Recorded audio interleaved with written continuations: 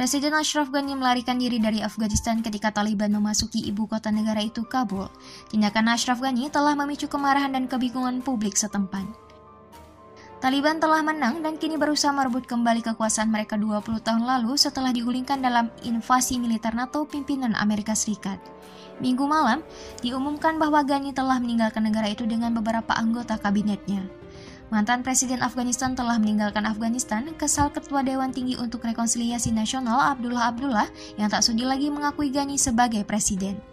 Dia telah meninggalkan negara ini dan untuk itu Tuhan akan meminta pertanggungjawabannya, ujarnya dalam sebuah video yang diposting di halaman Facebooknya. Runtuhnya pemerintah Afghanistan yang didukung Barat di Kabul terjadi setelah serangan kilat Taliban yang dimulai pada 6 Agustus dan menyebabkan perebutan lebih dari 2 lusin provinsi Afghanistan pada Minggu pagi. Ghani telah kabur tetapi 38 juta rakyat Afghanistan tetap di sana. Beberapa provinsi terakhir yang jatuh berada di timur negara itu, dengan kota Jalalabad menjadi yang terakhir dari kota-kota besar negara itu yang direbut oleh Taliban setelah kesepakatan dicapai antara para tetua setempat, gubernur, dan anggota kelompok pejuang tersebut. Seorang politisi dari provinsi timur yang tidak ingin disebutkan namanya menggambarkan kaburnya Ghani sebagai aib. Ghani berbohong kepada orang-orang selama ini dan menjaga orang-orang Afghanistan dalam kegelapan. Katanya seperti dikutip Al Jazeera Senin 16 Agustus 2021. Politisi itu menunjuk pernyataan Ghani yang direkam sebelumnya pada hari Sabtu sebagai contoh berbohong kepada rakyat Afghanistan.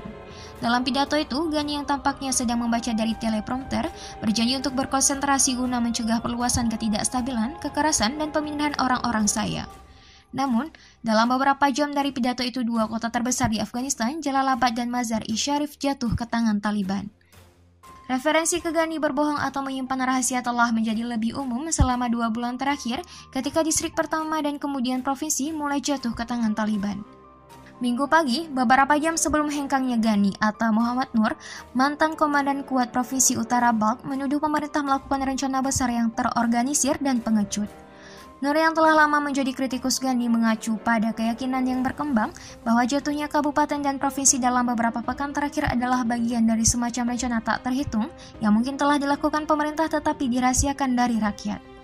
Bulan lalu, Ismail Khan, mantan komandan Mujahidin dari Provinsi Barat Herat, mengatakan hal yang sama kepada Al Jazeera mengklaim ada rencana di balik kejatuhan distrik di negara itu.